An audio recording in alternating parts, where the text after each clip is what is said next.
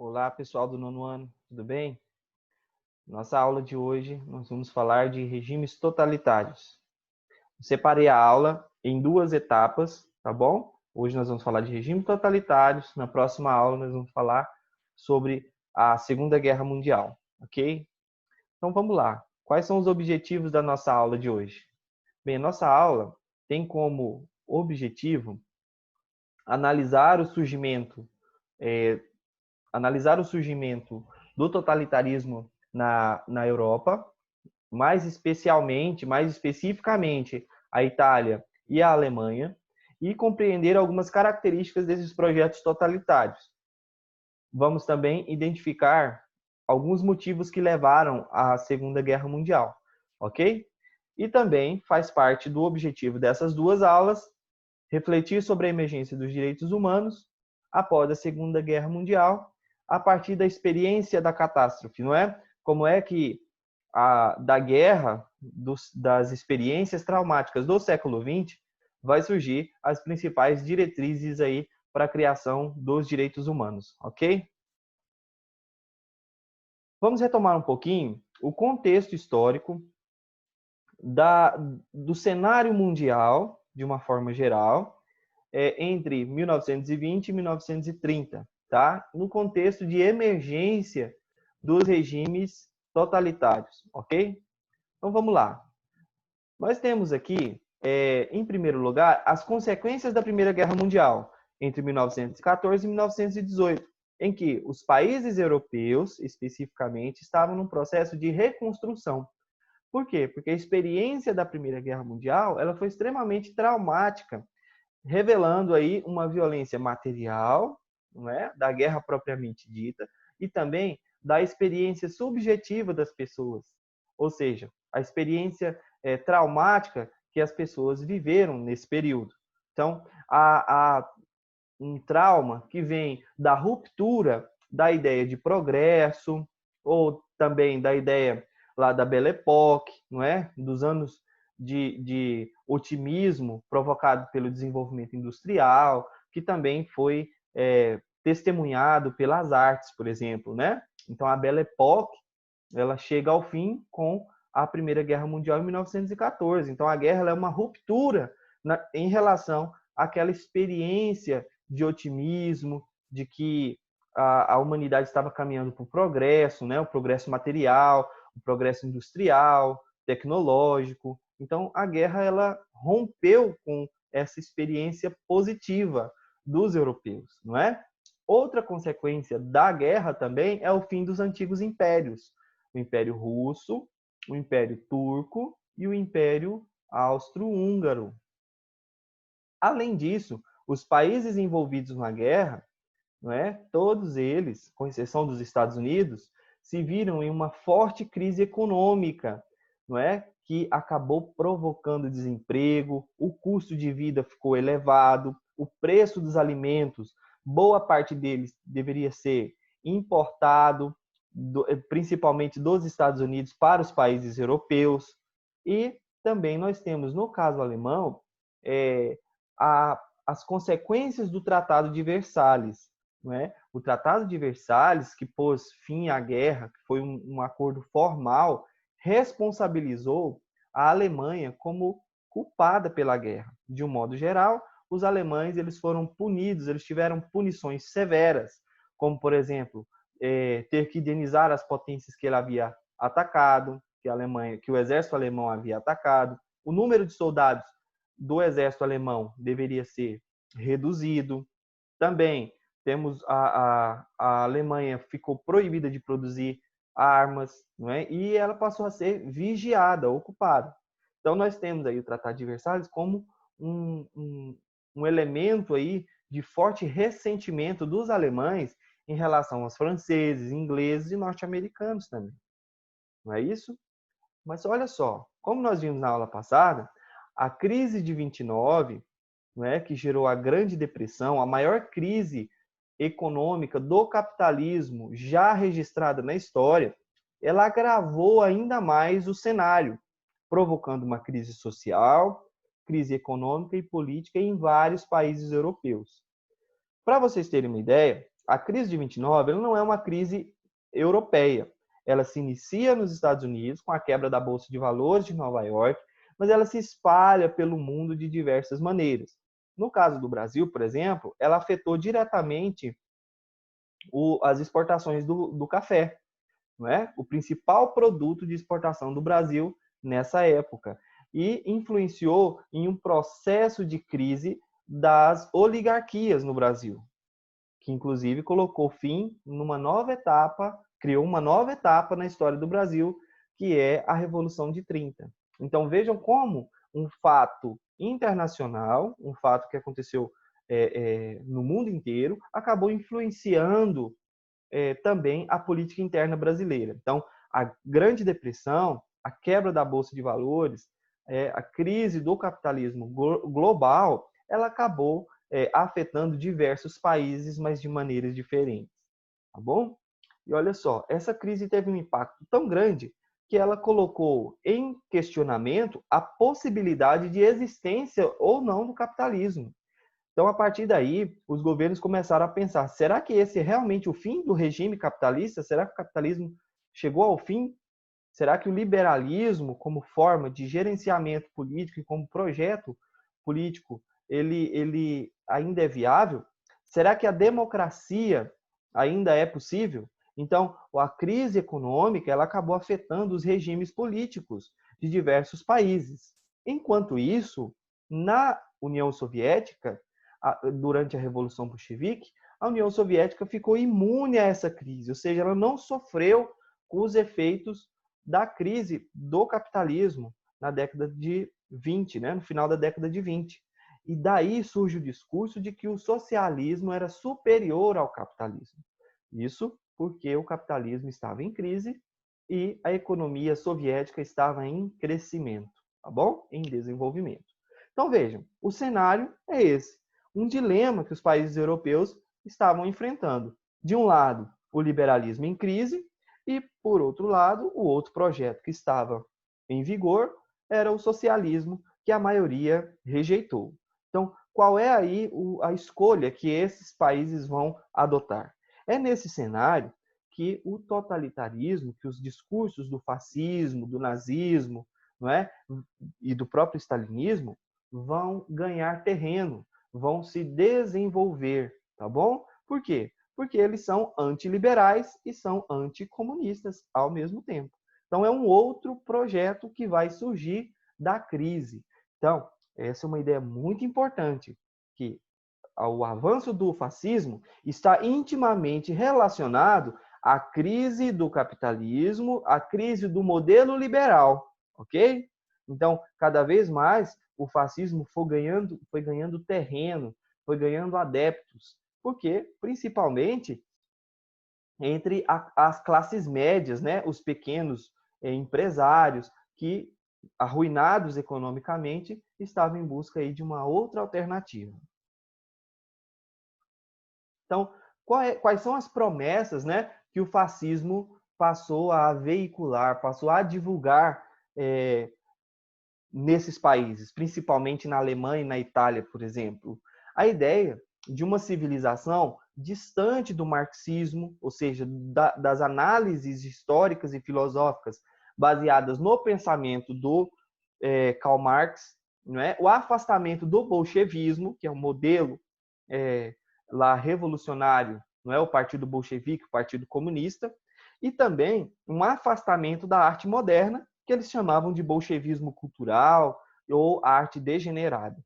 Não é? Vão buscar uma sociedade fortemente nacionalista, que valorizasse o sangue, o sentimento de nacionalidade, de pertencer à nação, não é? Valorizar a ação, a vontade como forma de conduta e o fim da luta de classes entre operários e a burguesia, né, como forma de manter a coesão social. Faz parte, então, essas promessas, elas surgem com o ideal de construir uma nova civilização, ok? Defendiam também, não é, o distanciamento da discussão intelectual e científica, ou seja, no fascismo, a verdade ela se torna apenas elemento de retórica, ou seja, apenas um efeito de verdade, um efeito argumentativo. Não se baseia na comprovação. Então, há um afastamento aí da discussão científica, da discussão intelectual. Por quê? Porque esses líderes fascistas vão alegar que a discussão intelectual, elas promovem a divisão social, que é justamente o principal inimigo que eles queriam evitar.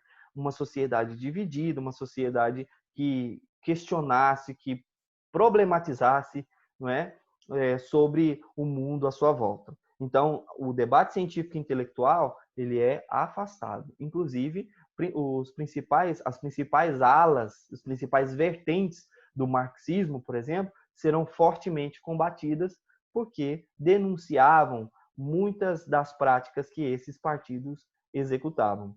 Também defendiam defendiam a ideia da ação, né, do combate, da violência, não é, do senso de camaradagem, não é, de fraternidade entre os membros do partido, não é? E essa experiência ela vem fundamentalmente da guerra. Muitos sobreviventes da Primeira Guerra Mundial vão compor vários níveis, várias alas desses partidos, do nacionalsocialismo, por exemplo, e também no fascismo italiano, ok?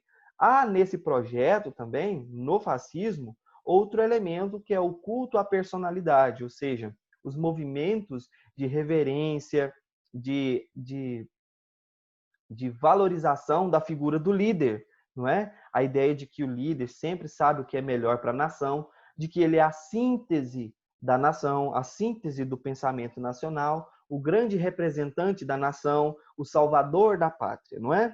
E outro recurso, outro forte instrumento de divulgação dessas ideias foi a propaganda por meio do rádio, por meio do cinema, do teatro e da imprensa, sempre deixando implícito que o líder, ele sempre sabe o que é melhor para a nação, ele é sempre o salvador, ele é sempre aquele que está disposto a lutar pelos ideais da nação.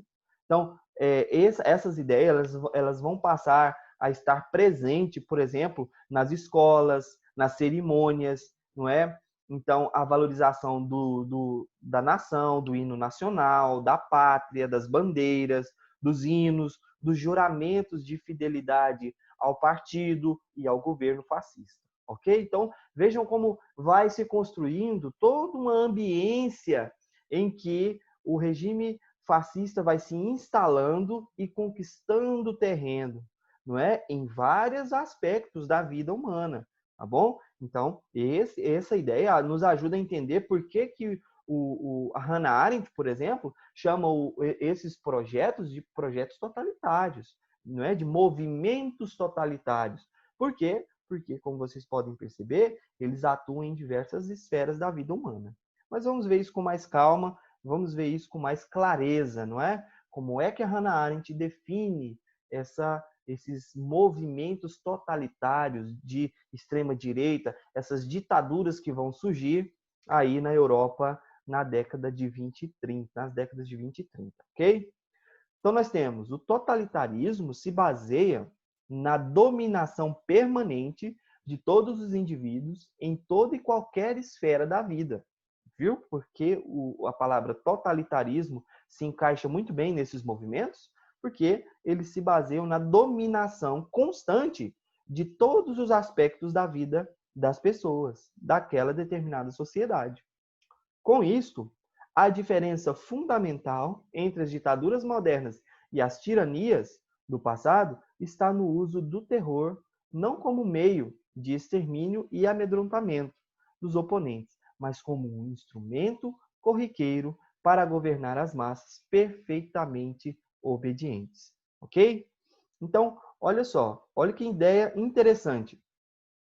Ao contrário de outras tiranias, como nós tivemos na Grécia, não é? Como nós tivemos em Roma, não é? E também nos reis absolutistas da era moderna, o totalitarismo ele tem uma diferença fundamental em relação a essas formas de governo. Hannah Arendt está dizendo aqui, olha, o terror ele é um instrumento muito corriqueiro, que faz parte do cotidiano, ou seja, ele está sendo constantemente acionado para manter as massas obedientes, criando assim um regime de ficção, um regime de ilusão, de controle do comportamento, de todas as esferas da vida, não é? Ou seja, mantendo essas pessoas em movimento, não é? O tempo inteiro sendo controladas, sendo amedrontadas e, portanto, obedientes. É claro que essa obediência, nem sempre, ela é praticada só do ponto de vista do terror. Ela vem também do conforto, do consentimento, não é? do ambiente confortável que o fascismo permitia, como, por exemplo, o enriquecimento de muitas pessoas, como aconteceu na Alemanha. Então, daí, muitas pessoas se tornarem cúmplices do movimento totalitário. Nem sempre as pessoas são governadas e elas se opõem à ideia do governo. Mas, quando aquilo é conveniente, muitas vezes a coerção ela é acompanhada do consentimento. Tá bom? Então vamos lá. Nesse caso aqui, o fim prático do movimento é amoldar a sua estrutura maior, o número maior possível de pessoas, acioná-las e mantê-las em ação. Um objetivo político que constitua a finalidade do movimento totalitário simplesmente não existe. Então vejam bem, o que a Hannah Arendt está dizendo aqui é que não há uma finalidade em si. Basta colocar as pessoas agindo em favor do movimento totalitário, mantendo-as ocupadas, sempre em ação, defendendo o partido, não é? Ou seja, o totalitarismo ele cria isso. Não há um objetivo específico, não há finalidade, um ponto final, não é? Mas sempre está em movimento, manter as pessoas sempre em ação constante. Beleza? Detalhe, a Hannah Arendt, ela aproxima o stalinismo, não é, o fascismo e o nazismo de um movimento só, englobando-os nesse conceito de totalitarismo. Ao contrário dela, nós temos um outro autor chamado Erich Hobsbawm que discorda dessa ideia. Para ele, o totalitarismo não se aplica ao stalinismo, porque uma das características que o stalinismo não tem e que esses outros movimentos apresentam é, por exemplo, a ideia do controle da mente, tá? Então, o Hobsbawm, ele quer distanciar o stalinismo lá na União Soviética do nazismo e o fascismo na Alemanha e Itália, respectivamente, ok? Mas vamos acompanhar aqui como é que ele compreende, então, o fascismo. Olha só, acompanha aí, por favor. Embora o fascismo também se especializasse na retórica da volta ao passado tradicional, ou seja, a retórica é a arte de falar bem, retomar a ordem, retomar o passado, né, os grandes pilares da sociedade, e recebesse muito apoio de classes e pessoas que teriam genuinamente preferido aniquilar o século anterior se pudessem, não era, de modo nenhum, um movimento tradicionalista. Ou seja, o que o Hobsbawm está falando? Mesmo que o fascismo retomasse ideias tradicionais, ele não pode ser considerado um movimento tradicionalista. E ele vai dizer por quê nas próximas linhas. Enfatizava muitos valores tradicionais, o que é outro assunto. Os fascistas denunciavam a emancipação liberal, as mulheres deveriam ficar em casa e ter muitos filhos, tá? Desconfiavam da corrosiva influência da cultura moderna, sobretudo das artes modernistas, que os nacionalsocialistas alemães descreviam como bolchevismo cultural e degeneradas. Contudo, os movimentos fascistas, o italiano e o alemão, não apelavam para os guardiões históricos da ordem conservadora, a igreja e o rei, mas, ao contrário, buscavam complementá-los como um princípio de liderança inteiramente não tradicional, corporificando o homem que faz a si mesmo, legitimizado pelo apoio das massas por ideologias seculares, às vezes cultas. O que o Hobsbawm está dizendo aqui mesmo? Então, em primeiro lugar, ele está dizendo, olha, o movimento socialista, o movimento fascista, ele não é um movimento tradicionalista como outros movimentos anteriores. Não, ele é antimoderno, antiliberal, anticomunista. Mas ele retoma algumas ideias, como, por exemplo, a ideia da ordem, não é? O discurso da ordem. Mas ele traz algo novo, que é o quê? Ele se apresenta como algo democrático, tá bom? Isso justifica, por exemplo, a ideia do controle das massas. Por quê? Porque esses movimentos fascistas, esses movimentos que surgem na Europa, eles têm que legitimizar o seu apoio através das massas, coisa que um, um rei jamais faria. Não é isso? O que o rei Luís XIV disse? O Estado sou eu, não é? Agora, olha só, por que o rei disse isso lá no absolutismo? Porque ele estava se apresentando como dono do trono. É uma propriedade dele, uma prerrogativa dele. Olha, um Hitler, por exemplo, Mussolini, não diria essas palavras dessa forma, mas ele diria que ele é o representante da nação. Viu a diferença? Então, nós temos, por exemplo, esse aspecto. No caso do fascismo, o apoio às massas, o apoio ideológico é de extrema importância para mantê-las sempre, como dizia Hannah Arendt, em movimento. Ok? Vamos dar uma olhadinha aqui no fascismo italiano, algumas características da ideologia fascista, ok?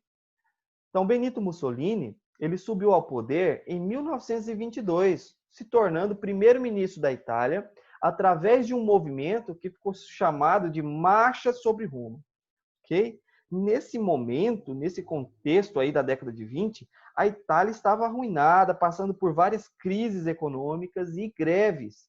Então, o Mussolini liderou aí um movimento que ficou conhecido como Marcha sobre Roma, e em 1922 ele se tornou o primeiro-ministro italiano. Então, a ideologia fascista, ela tem algumas características. Lembrando que o Mussolini, ele é um grande teórico do fascismo, do movimento fascista. É valorizado o nacionalismo, ou seja, a ideia de superioridade nacional e racial em relação a outros povos e culturas.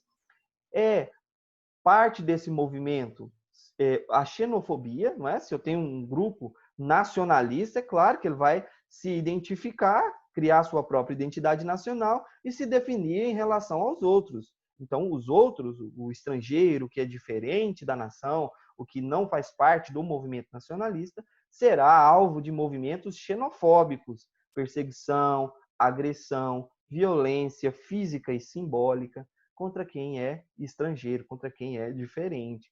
É claro, a Europa, o continente europeu, ele traz em sua história uma grande diversidade étnica, não é? Então, é claro que haverá aí movimentos xenofóbicos. Temos também o expansionismo como política do Estado fascista, não é? Políticas de expansão territorial, que também acabou se tornando um grande instrumento de coesão social. Como assim? Se eu coloco em circulação a ideia de que nós precisamos transformar a Itália em uma grande potência, nós precisamos reconquistar territórios perdidos, nós precisamos combater os inimigos externos, é claro que eu estou criando uma ordem interna. Ou seja, a ideia de um inimigo externo, ela fortalece a coesão interna. Entenderam? Temos também a militarização, que é o investimento, né, vigoroso em tecnologia, né, um investimento robusto em tecnologia de guerra, em um exército disciplinado. Então, a ideia de militarização é um elemento forte nesses movimentos fascistas. A ideia de um exército nacional, de um exército disciplinado, ok? Beleza? Então, essas são as principais ideias aí do fascismo italiano. O nazismo. O nazismo se inspirou em muitos elementos do fascismo. Tá? O Hitler e o Mussolini, eles eram aliados políticos e ideológicos também.